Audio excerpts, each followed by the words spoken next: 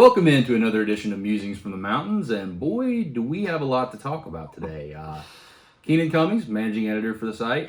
Patrick Kotnik, staff writer for the site. We're back in black, quite literally, and ready to talk about some West Virginia sports. A lot of things have happened over the past 48 hours, fair to say, 24 hours really.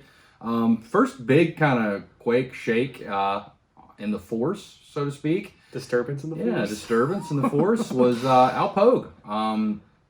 Not here at West Virginia very long, only here for a year. The third assistant off Neil Brown's staff to bolt for another job. The positive in this, if you want to look at positive, is he's most likely going to be making more money at Auburn, and you're going to Auburn, and most of these other guys are taking either upgrades or more money, so that's a positive, but still it's a loss for West Virginia. You know, Pogue, high energy guy, infectious. You know, he was one of the guys that when you went to practice, he stood out. Yeah, he brought the juice. He called it every single practice. A high energy guy, as Keenan mentioned. Was really good at. Really seemed like he was really good at motivating his players. Really passionate about coaching and developing his players. Definitely a big loss for West Virginia to lose an energetic guy like that, especially a guy who was very valuable on the recruiting front.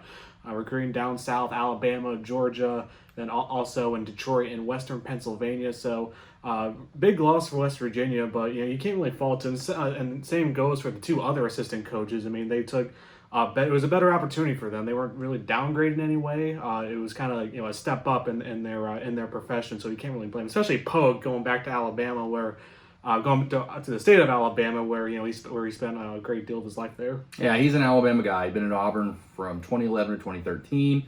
So 3 years there in different quality control type situations, and now he's going back to Alabama. He did recruit, was involved heavily with the only additional recruit that West Virginia signed on this Wednesday, and Eddie Watkins. But I talked to Eddie.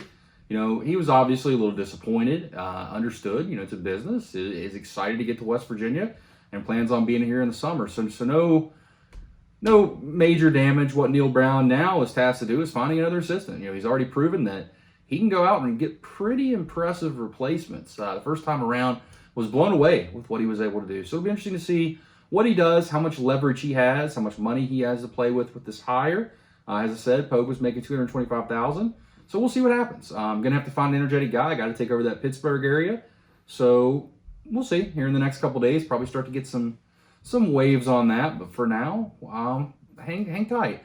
Recruiting-wise, West Virginia did add another commitment to the 2020 class. Notice I said commitment, not signee. I think that's important, an important distinction here. James Thomas, linebacker from Georgia. We had talked about him in our signing day preview. Thought it was a good chance he would commit to West Virginia. He, of course, did yesterday. 6'3", really rangy. He's kind of your prototypical linebacker that you want to have. Rangy, can run to the ball, and has a great frame. He's going to really grow into this. Was a guy that did everything for his high school. He played quarterback, played running back, played safety, played linebacker. He's going to focus on linebacker. Has not signed yet. West Virginia now has 22 commitments, 20 signees. We'll see how that unfolds. Could be a situation where maybe he doesn't sign. Maybe he enrolls later in the fall. Maybe he follows the same path as some of these other guys the past couple years with these alternative additions. So keep an eye there. I would be surprised if he signs anytime soon. Has some things to clear up academically. But if West Virginia can get him in school, that's a steal. I mean, this is a guy that had major SEC offers, some high-level offers from other conferences, and really, as I mentioned, is kind of your prototypical linebacker. So 2 scholarships still left. We'll see if Gamble or maybe Thomas play into that. If they don't, I still expect West Virginia to target an offensive lineman at least transfer-wise, and then perhaps maybe what's best available. Still, when you're working at a scholarship deficit, you're really going to always have needs, and West Virginia's got to try to fill those. That's going to be the challenge. Moving on to basketball. Day started off great. If you're feeling great about West Virginia, if you watched the NCAA preview show, the last number 2 seed in the West region, sunshine and rainbows, coming off a 15-point, 16-point, whatever it was, win at Iowa State.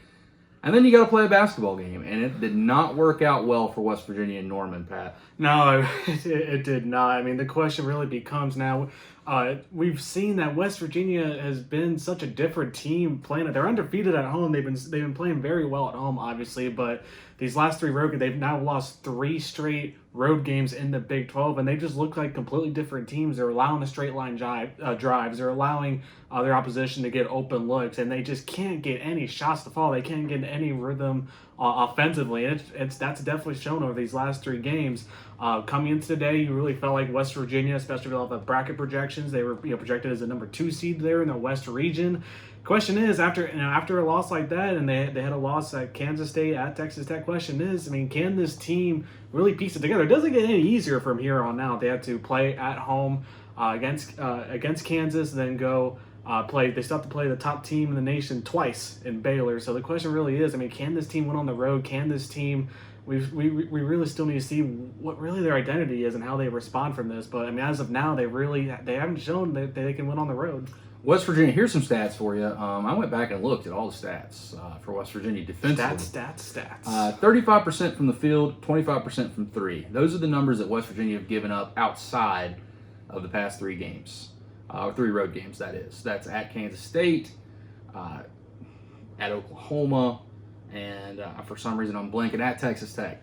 So take out those 3. In those 3 games, those totals have been 53% from the field, 54% from 3. That's not good.